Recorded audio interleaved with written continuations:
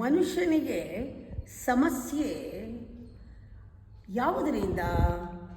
ಯೋಚನೆಗಳಿಂದನಾ? ಅಲ್ಲ. ಎಮೋಷನ್ಸಿಂದನಾ? ಭಾವನೆಗಳಿಂದನಾ? ಅಲ್ಲ.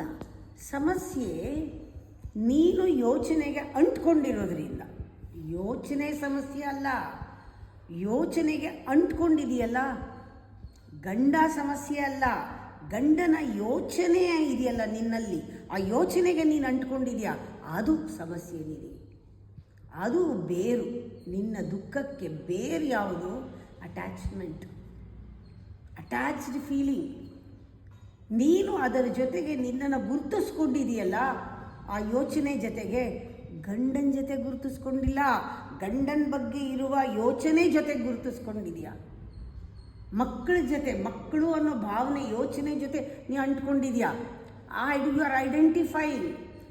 ಅದರಿಂದ ನಿನಗೆ ದುಃಖ, ಅದ್ರಲ್ಲಿ ಮುಳುಗೋಗ್ಬಿಟ್ಟಿದೆಯಾ ಆ ಎಮೋಷನ್ನಲ್ಲಿ. ಇದಕ್ಕೆ ಸಲ್ಯೂಷನ್ ಏನು? ನಾನು ಯೋಚನೆ ಅಲ್ಲ, ನಾನು ಯೋಚನೆಗೆ ಸಾಕ್ಷಿ.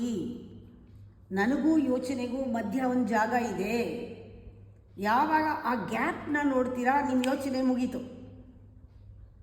ಯೋಚನೆ, ನೀವು ಪ್ಲ್ಯಾಟ್ಫಾರ್ಮ್ನಲ್ಲಿ ನಿಂತಿದ್ರಲ್ಲ, ರೈಲ್ ಬರ್ತಾ ಇರುತ್ತೆ ಹೋಗ್ತಾ ಇರುತ್ತೆ, ಒಂದು ಟ್ರೈನ್ ಆದಮೇಲೆ ಇನ್ನೊಂದು ಟ್ರೈನ್ ಹೋಗ್ತಾ ಇರುತ್ತೆ, ಹಾಗೆ ಯೋಚನೆಗಳು ಬರ್ತಾ ಇದೆ ಹೋಗ್ತಾ ಇದೆ ನೀವು ಹೇಗೆ ನಿಂತಿದ್ದೀರಾ? ನೀವೇನು ಓಡ್ತೀರಾ? ಎಲ್ಲ ಟ್ರೈನ್ಗೂ ಇಲ್ಲ, ನಿಂತಿದ್ದೀರಾ. ನೀವು ಬೇಕಾದ ಟ್ರೈನ್ ಬರೋವರೆಗೂ ಸ್ಟಿಲ್ಲಾಗಿ ನಿಂತಿರ್ತೀರಾ. ಬರ್ತಾ ಇದೆ ಹೋಗ್ತಾ ಇದೆ, ಯಾವುದ್ರಲ್ಲೂ ನೀವು ಹತ್ತುತ್ತಾ ಇಲ್ಲ, ಯಾವುದ್ರಲ್ಲೂ ಇಳಿತಾ ಇಲ್ಲ, ಬರ್ತಾ ಇದೆ ರೈಲು. ಆ ಥರ ಯೋಚನೆಗಳು ಬರುತ್ತೆ. ನೀವು ಯಾಕೆ ಅದ್ರ ಜೊತೆ ಅಂಟ್ಕೊಂಡು ಹೋಗ್ತೀರಾ? ಇಲ್ಲಿ ಜೀವನದಲ್ಲಿ ನೀನು ಯಾರು?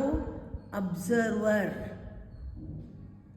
You are not rising and falling thought ಅಲ್ಲ, ನೀನು ಅಬ್ಸರ್ವರ್, ವಾಚರ್, ವ್ಯೂವರ್, ವಿಟ್ನೆಸ್ ಮಾಡ್ತಾ ಇರೋನು.